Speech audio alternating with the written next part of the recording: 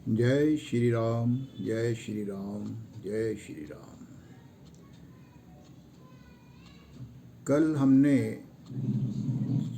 श्री तुलसीदास चरितमानस के 8वें मास पारायण में बाल कांड के अंतर्गत श्री रामचंद्र जी, उनके छोटे भाई लक्ष्मण और मुनि विश्वामित्र का जनकपुरी में प्रवेश और वहाँ के लोगों द्वारा भगवान श्री राम के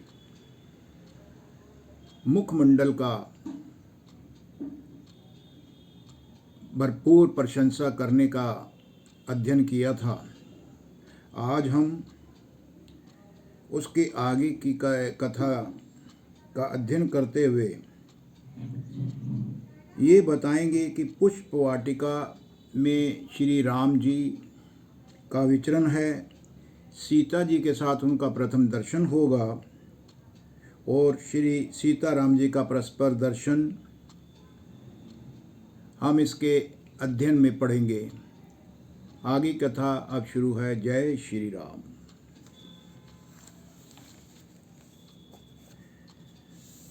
नाही ता हम कहूँ सुनहो सखी इन कर दर्शनो दूरी, यह संगटो तब होई जब पुण्य पुरा कृत भूरी।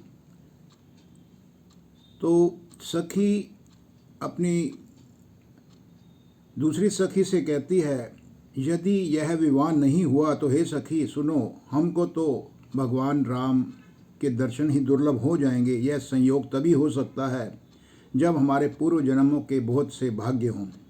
बोली पर कहे हो सखिनी का, एहि बिहाह अति हित अति सब ही का। कोहु कह शंकर चाप कठोरा, ऐसे आमल मृदु गात किशोरा। दूसरी ने कहा, हे सखी तुमने बहुत अच्छा कहा, इस विवाह से सभी का परम हित है। किसी ने कहा है, शंकर जी का धनुष बहुत कठोर है और ये सांवले राजकुमार कोमल शरीर के बालक हैं। शंभुवस मंजस अहि सयानी, यह सुनिय पर कहे मृदुबानी। सखी इन कह कहू को अस कही, बड़ प्रभाहु देखत लगु आही। हे सियानी, सब असमंजस ही है। यह सुनकर दूसरी सखी कोमलवाणी से कहने लगी, हे सखी इनके संबंध में कोई कोई ऐसा कहते हैं कि ये देखने में तो छोटे हैं पर इनका प्रभाव बहुत ही बड़ा है। परसि जासु पद पकंज धूरी, तरि अहल्याकृत अघ भूरी। सो की रही बिनु शिव धुनु तोरे, यह प्रतीति परिहरियई ना भोरे। जिनके चरण कमलों की धूलि का स्पर्श पाकर अहल्या तर गई, जिसने बड़ा भारी पाप किया था, वे क्या शिव जी का धनुष्य बिना तोड़े रह सकेंगे। इस विश्वास को भूल कर भी हमें नहीं छोड़ना चाहिए। जेहि बिरची रची सिए सवारी, तेहि सयामल बरु रचेऊ बिचारी। तासु बचन सुनी सब हर्षानी, ऐसई हो कहीं मृदुबानी। जिस ब्रह्मा ने सीता को संवार कर बड़ी चतुराई से रचा है, उसी ने विचार कर सांवला वर भी रच रखा है। उसके ये वचन सुनकर सब हर्षित हुई और कोमलवाणी से कहने लगी, ऐसा ही हो सकता है। दोहा है, हिये हर शही वर शही सुमन सुमुखी सुलोचनी बृंद, जाही जाही जह बंधु दोऊ तह तह परमानंद। सुंदर मुख और सुंदर नेत्रों वाली स्त्रियां समूह की समूह हृदय में हर्षित होकर फूल बरसा रही हैं। जहाँ जहाँ दोनों भाई जाते हैं वहाँ वहाँ परम आनंद छा जाता है। पूरब दिसी गए दो भाई, जह धन मुख हित भूमि बनाई। अति विस्तार चारु गच ढारी, बिमल वेदिका रुचिर संवारी। दोनों भाई नगर के पूरब की ओर गए, जहाँ धनुष यज्ञ के लिए रंग भूमि बनाई गई थी। बहुत लंबा चौड़ा सुंदर ढाला हुआ पक्का आंगन था, जिस पर सुंदर और निर्मल वेदी सजाई गई थी। चहुँ दिशि कंचन मंच विशाला, रचे जहाँ बैठही महीपाला। तेहि पाछे समीप चहुँ पासा, अपर मंच मंडली बिलासा। चारों ओर सोने के बड़े बड़े मंच बने हुए थे, जिन पर राजा लोग बैठे थे। उनके पीछे समीप ही चारों ओर दूसरे मचानों का मंडलाकार घेरा सुशोभित था। कछुक ऊंची सब भांति सुहाई, बैठही नगर लोग जहाँ जाई। तिन्ह के निकट विशाल सुहाए, धवल धाम बहु बरन बनाए। वह कुछ ऊंचा था और सब प्रकार से सुंदर था। जहाँ जाकर नगर के लोग बैठेंगे, उन्हीं के पास विशाल एवं सफ़ेद सुंदर मकान अनेक रंगों के बनाए गए हैं। जहाँ बैठी देखही सब नारी, जथा जोगु निज कुल अनुहारी। पुर बालक कही कही मृदु बचना, सादर प्रभु ही देखा वही रचना। जहाँ अपने अपने कुल के अनुसार सब स्त्रियां यथा योग्य जिसको जहाँ बैठना उचित है बैठकर देखेंगी। नगर के बालक कोमल वचन कह कहकर आदर पूर्वक प्रभु श्री रामचंद्र जी को यज्ञशाला की ओर रचना दिखला रहे हैं। दोहा सब शिशु एही मिस, प्रेम बस परसी मनोहर गात। तन पुल कहीं अति हर्षु हिय, देखी देखी दो भ्रात। सब बालक इसी बहाने प्रेम के वश होकर श्री राम जी के मनोहर अंगों को छूकर शरीर से पुलकित हो रहे हैं और दोनों भाइयों को देख देख कर उनके हृदय में अत्यंत ही हर्ष हो रहा है। शिशु सब राम प्रेम बस जाने, प्रीति समेत निकेत बखाने। निज निज रुचि सब लेहि बोलाई, सहित सने जाहि दो भाई। श्री रामचंद्र जी ने बालकों को प्रेम के वश जानकर यज्ञ भूमि के स्थानों की प्रेम पूर्वक प्रशंसा की। इससे बालकों का उत्साह, आनंद और प्रेम और भी बढ़ गया, जिससे वे सब अपनी अपनी रुचि के अनुसार उन्हें बुला लेते हैं और प्रत्येक के बुलाने पर दोनों भाई प्रेम सहित उनके पास चले जाते हैं। राम देखा वहीं अनजहु रचना, कही मृदु मधुर मनोहर बचना। लव निमेष महु भुवन निकाया, रचहि जासु अनुशासन माया।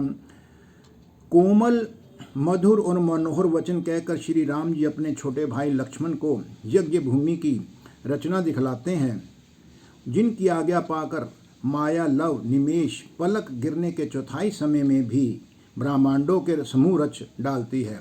भक्ति हेतु सोई दीन दयाला, चितवत चकित धनुष मखसाला। कौतक देखी चले गुरु पाही, जान विलंबु त्रास मन माही। वहीं दीनों पर दया करने वाले श्री राम जी भक्ति के कारण धनुष यज्ञशाला को चकित होकर आश्चर्य के साथ देख रहे हैं।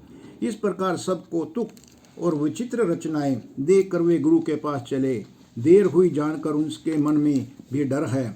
जासु त्रास डर कहूँ डर होई, भजन प्रभाव देखावत सोई।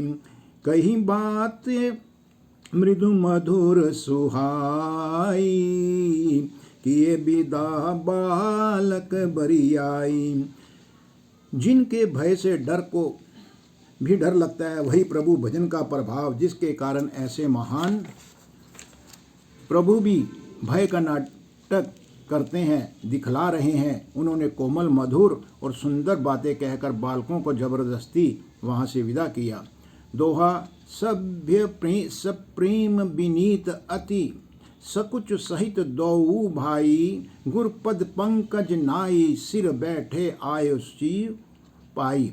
फिर भय प्रेम विनय और बड़े संकोच के साथ दोनों भाई गुरु के चरण कमलों में सिर नवाकर आज्ञा पाकर बैठे। निशि प्रवेश मुनि आय सुदीना, सभी संध्या बंदनु की नाम। कहत कथा इतिहास पुरानी, रुचिर रजनी जुग जाम सिरानी। रात्रि का प्रवेश होते ही संध्या के समय मुनि ने आज्ञा दी। तब सब ने संध्या वंदन किया। फिर प्राचीन कथाएं तथा इतिहास कहते कहते सुंदर रात्रि का दोपहर पल बीत गया। मुनि बर शयन की नहीं तब जाई, लगे चरण चापन दो भाई।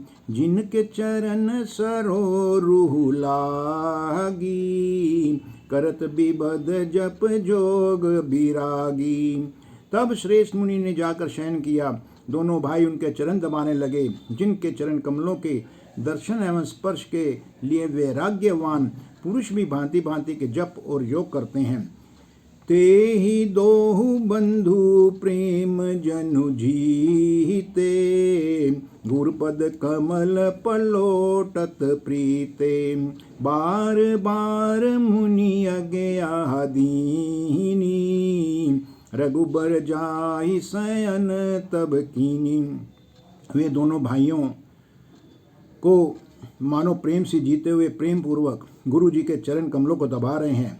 मुनि ने उन्हें बार बार आज्ञा दी कि जाओ, अब आप तुम लोग भी अपने शयन में जाकर आराम करो। चापत चरण लखनूर लाए, सब प्रेम परम सचुपाए। पुनि पुनि प्रभु कह सोवहु ताता, पोड़ धरी उर पद जल जाता।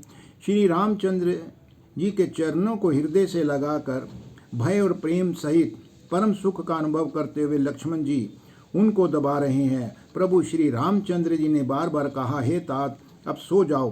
तब वे उन चरण कमलों को हृदय में धरकर लेट रहे हैं। दोहा उठे लखनऊ निशि बिगत, सुनी अरुण शिखा धुनि कान। गुर ते पहले ही जगतपति जागे रामू सुजान। रात बीत जाने पर सुबह जब उनके कानों में मुर्गे का शब्द कानों में सुनाई दिया, उनकी आवाज़ सुनाई दी, तो लक्ष्मण जी उठे। जगत के स्वामी सुजान श्री रामचंद्र जी भी गुरु से पहले ही जाग चुके थे। सकल सोच कर जाई नहाए, नित्य निबाही मुनि ही सिर नाए। समय जानी गुर आस सुपाई, लेन प्रसून चले दो भाई। जब सब शौच क्रिया करके वे जाकर नहाए, फिर संध्या अग्निहोत्री आदि नित्य कर्म समाप्त करके उन्होंने मुनि को मस्तक नवाया।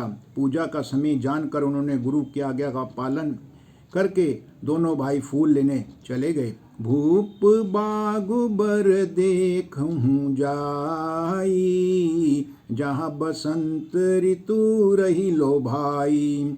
लागे बिटप मनोहर नाना, बरन बरन बर बेली बिताना।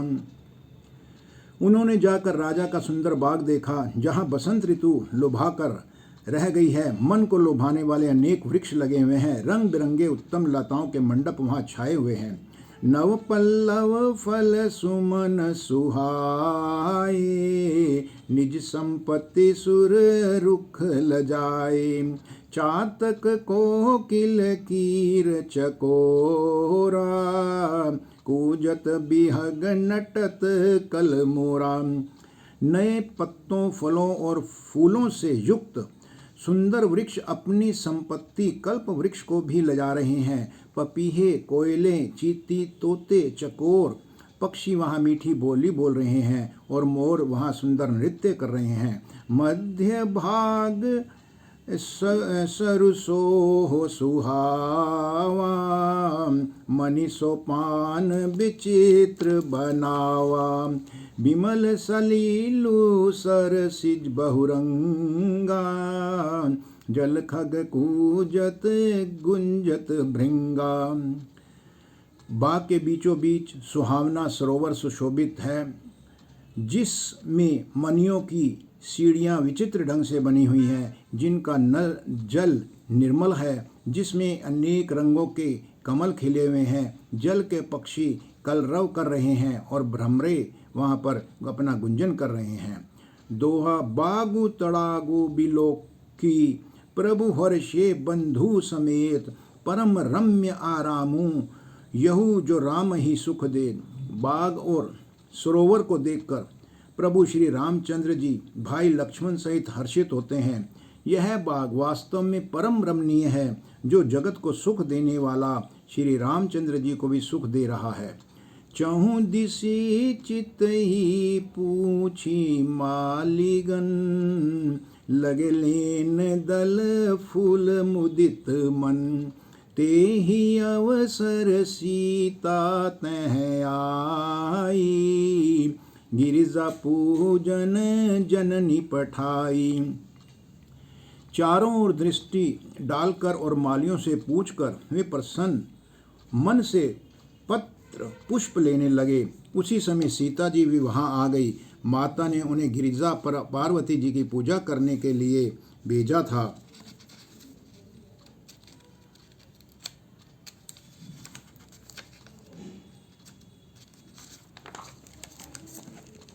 संग सखी सब सुभग सयानी, गावही गीत मनोहर बानी।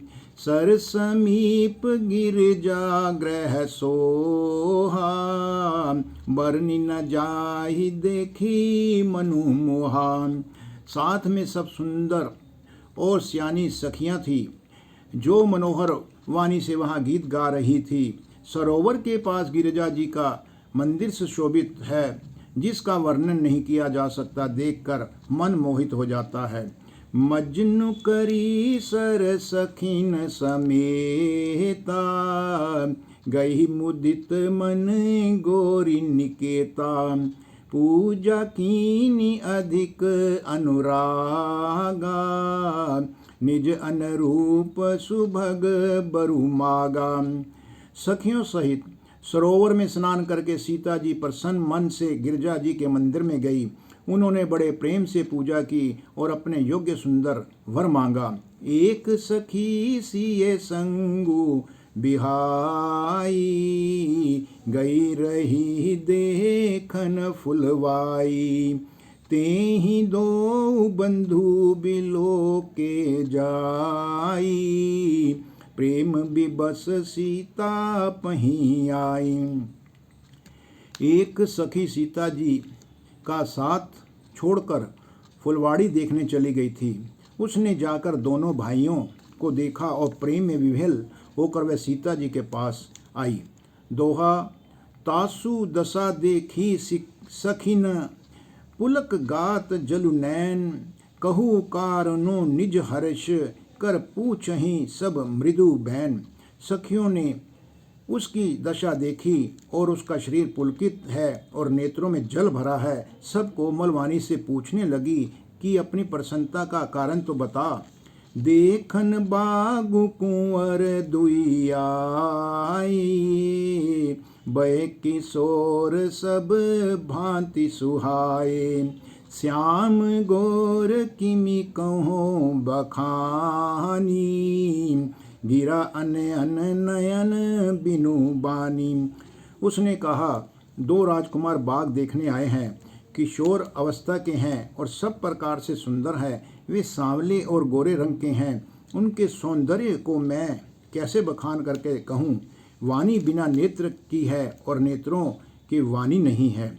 सुनि हर्षि सब सखी सयानी, सिए ही अति उत्कंठा जानी, एक कही नृप सुत तेयाली, सुने जे मुनि संग आए काली। यह सुनकर और सीता जी के हृदय में बड़ी उत्कंठा जानकर सब सियानी सखियां प्रसन्न हुई। तब एक सखी कहने लगी, हे सखी, ये वही राजकुमार हैं जो सुना है कल विश्वामित्र मुनि के साथ आए हैं, जिन्ह निज रूप मोहनी डारी, की नहे सब बस नगर नर नारी, बरनत छवि जह तह सब लोगू, अवसि देख अहीं देखन जोगू। और जिन्होंने अपने रूप की मोहनी डालकर नगर के स्त्री पुरुष को अपने वश में कर लिया है, जहाँ तहाँ सब लोग उनकी छवि का वर्णन कर रहे हैं, अवश्य चलकर उन्हें देखना चाहिए। तासु बचन अति सियहि सोहाने, दरस लागी लोचन अकुलानी, चली अग्र करी प्रिय सखी सोई, प्रीति पुरातन लखिए न कोई। उनके वचन सीता जी को अत्यंत ही प्रिय लगने लगे और दर्शन के लिए उसके नेत्र भी अकुला उठे। उसी प्यारी सखी को आगे करके सीता जी चल पड़ी। पुरानी प्रीति को कोई लख नहीं पाता है। दोहा, सुमिरी सिए नारद बचन, उपजी प्रीति पुनीत, चकित बिलोकति सकल दिशि जनु, शिशु मृगी सभीत। नारद जी के वचनों को स्मरण करके सीता जी के मन में पवित्र उत्प्रीति उत्पन्न हुई। वे चकित होकर सब और इस तरह देख रही है मानो डरी हुई मृग छोनी इधर उधर देख रही हो। कंकन किंकनी निपुर धुनि सुनी, कहत लखन सन रामु हृदय गुनी, मानहु मदन दुदुम्भि दीना, मनसा विश्व विजय कह कीनी। कंकन हाथों के कड़े, कर घनी और पाइनजेब के शब्द सुनकर श्री रामचंद्र जी के हृदय में विचार कर लक्ष्मण से कहते हैं, ये ध्वनि ऐसे आ रही है मानो कामदेव ने विश्व को जीतने का संकल्प करके डंके पर चोट मारी है। अस कहीं फिरी चितिए तेहि ओरा, सिए मुख शशि भय नयन चकोरा, भय बिलोचन चारु अचंचल, मनहु सकुचि निमि तजे दिगंचल। ऐसा कहकर श्री राम जी ने फिर कर उस ओर देखा। श्री सीता जी के मुख रूपी चंद्रमा को निहारने के लिए उनके नेत्र चकोर बन गए। सुंदर नेत्र स्थिर हो गए, टकटकी लग गई, मानो निमि जनक जी के पूर्वज ने, जिनका सबकी पलकों में निवास माना गया है। लड़की दामाद के मिलन प्रसंग को देखना उचित नहीं। इस भाव से सकुचा कर पलकें छोड़ दी, पलकों में रहना छोड़ दिया, जिससे पलकों का गिरना रुक गया। देखी सिए शोभा सुख पावा, हृदय सराहत बचन न आवा, जनु बिरंची सब निज निपुनाई, बिरची विश्व कह प्रगटी दिखाई। सीता जी की शोभा देखकर श्री राम जी ने बड़ा सुख पाया। हृदय में वे उसकी सराहना करते हैं। किंतु मुख से वचन नहीं निकलता। वह शोभा ऐसी अनुपम है मानो ब्रह्मा ने अपनी सारी निपुणता को मूर्ति मानकर संसार को प्रकट करके दिखा दिया हो। सुंदरता कहूँ सुंदर करी छबहि, ग्रह दीप सिखा जनु बरही। सब उपमा कभी रहे जुठारी, के ही पट तरों विदेह कुमारी। वह सीता जी की शोभा सुंदरता को भी सुंदर करने वाली है। वे ऐसी मालूम होती हैं मानो सुंदरता रूपी घर में दीपक की लौ जल रही हो। अब तक सुंदरता रूपी भवन में अंधेरा था, वह भवन मानो सीता जी की सुंदरता रूपी दीप शिखा को पाकर जगमगा उठा है, पहले से भी अधिक सुंदर हो गया है। सारी उपमाओं को तो कवियों ने ही झूठा कर रखा है। मैं जनक नंदिनी श्री सीता जी को किससे उपमा दूं? दोहा सिए शोभा हिये बरनी, प्रभु आपनी दशा विचारी। बोले सुचि मन अनुज सन, वचन समय अनुहारी। इस प्रकार हृदय में सीता जी की शोभा का वर्णन करके और अपनी दशा को विचार कर प्रभु श्री रामचंद्र जी पवित्र मन से अपने छोटे भाई लक्ष्मण से समयानुकूल बोले। तात जनक तन्याय है सोई, धनुष्य यज्ञ जेहि कारण होई।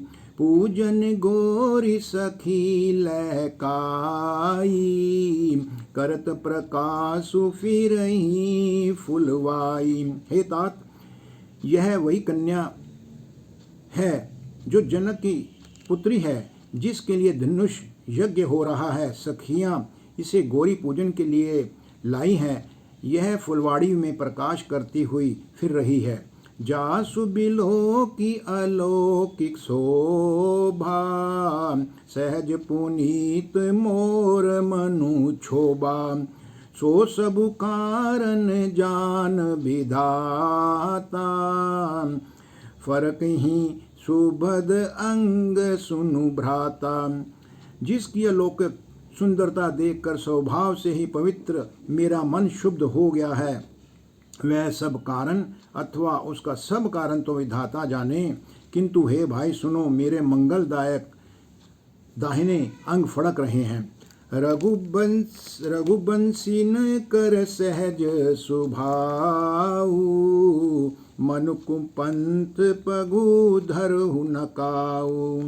मोहि अतिशय प्रतीति मन केरी, जेहि सपने हूँ पर नारी नाहेरी। रघुवंशियों का ये सहज जन्मगत ही स्वभाव है कि उनका मन कभी कुमार्ग पर पैर नहीं रखता। मुझे तो अपने मन का अत्यंत ही विश्वास है कि जिसने स्वप्न में भी पराई स्त्री पर दृष्टि नहीं डाली है। जिन्ह के लहहि नारी पूरन पीठी, नहीं पावहि परतिए मनु ढीठी। मंगन लहि न जिनके नाही, ते नर बर थोरे जग माही। रण में शत्रु जिनकी पीठ नहीं देख पाते, अर्थात जो लड़ाई के मैदान से भागते नहीं हैं। पराई स्त्रियां जिसके मन और दृष्टि को नहीं खींच पाती हैं, और भिखारी जिनके यहाँ से ना ही नहीं पाते हैं, खाली हाथ नहीं लौटते हैं, ऐसे श्रेष्ठ पुरुष संसार में थोड़े ही हैं। दोहा करत बत्तक ही अनुज सन, मन सिय रूप लोभान। मुख सरोज मकरंद छवि, करिए मधुप इव पान। यों श्री राम जी छोटे भाई से बात कर रहे हैं, पर मन में सीता जी के रूप में लुभाया हुआ उनके मुख रूपी कमल के छवि रूप मकरंद रस को भौरे की तरह पी रहा है। चितवती चकित चाहूं दिसी सीता, कह गए नृप किशोर मनु चिंता। जहाँ बिलोक मृग सावग नैनी, जनु तह बरिस कमल सित श्रेणी। सीता जी चकित होकर चारों ओर देख रही हैं मन इस बात की चिंता कर रहा है कि राजकुमार कहाँ चले गए। बाल मृग, नैनी मृग के छोने की जो आँख वाली है, सीता जी वहाँ जहाँ दृष्टि डालती हैं वहाँ मानो श्वेत कमलों की कतार बरस जाती है। लता ओट तब सखिन लखाए, श्यामल गोर किशोर सुहाए। देखी रूप लोचन ललचाने, हर्ष जनु निज निधि पहचाने। तब सखियों ने लता की ओट में सुंदर श्याम और गौर कुमारों को दिखलाया। उनके रूप को देखकर नेत्र ललचा उठे। वे ऐसे प्रसन्न हुए मानो उन्होंने अपना खजाना पहचान लिया हो। थके नयन रघुपति छवि देखें, पलकन ही परिहरी निमिषे। अधिक स्नेह देह भय भोरी, शरद ससहि जनु चितव चकोरी। श्री रघुनाथ जी की छवि देखकर नेत्र निश्चल हो गए, पलकों ने भी गिरना छोड़ दिया। अधिक स्नेह के कारण शरीर विहल बेकाबू हो गया, मानो शरद ऋतु के चंद्रमा को चकोरी देख रही हो। लोचन मग राम ही उर आनी, दीन पलक कपाट सयानी। जब सिय सखीन प्रेम बस जानी, कहीं न सकहीं कछु मन सकुचानी। नेत्रों के रास्ते श्री राम जी को हृदय में लाकर चतु शिरोमणि जानकी जी ने पलकों के कवाड़ खोल दिए, अर्थात नेत्र मूंद कर उनका ध्यान करने लगी। जब सखियों ने सीता जी को प्रेम के वश में जाना, तब वे मन में सुखचा गई और कुछ नहीं वह कह सकती थी। दोहा लता भवन ते प्रगट भे, ते ही अवसर दो भाऊ। निक से जनु जुग बिमल, विधु जलद पलट बिल गाई। उसी समय दोनों भाई लता मंडप कुंज में से प्रकट हुए, मानो दो निर्मल चंद्रमा बादलों के पर्दे को हटाकर निकले हों। शोभा सीव सुभग दौ वीरा, नील पैत जल जाभ शरीरा। मोर पंख सिर सोहत नीके, गुछ बीच बीच कुसुम कली के। दोनों सुंदर भाई शोभा की सीमा है, उनके शरीर की आभा नीले और पीले कमल की सी है। सिर पर सुंदर मोर पंख उनके सुशोभित हैं, उनके बीच बीच में फूलों की कलियों के गुच्छे लगे हैं। भाल तिलक श्रम बिंदु सुहाए, श्रवण सुभग भूषण छवि छाए। बिकट भ्रुकुटि कच घूगर वारे, नव सरोज लोचन रतन आरे। माथे पर तिलक और पसीने की बूंदे शोभायमान है, कानों में सुंदर आभूषणों की छवि छाई है। टेढ़ी बोहें और घुंघराले बाल हैं, नए लाल कमल के समान उनके नेत्र हैं। चारु चिबुक नासिका कपोला, हास बिलास लेत मनु मोला। मुख छवि कहीं न जाई मोहि पाई, जो बिलो की बहु काम लजाही। थोड़ी ठोडी नाक और गाल बड़े सुंदर हैं और हंसी की शोभा मन को मोह लेती है। मुख की छवि तो मुझसे कही ही नहीं जाती है, जिसे देखकर बहुत से कामदेव लजा जाते हैं। उर्मणि माल कंबू कलगीवा, काम कलब कर भुज बल सीवान।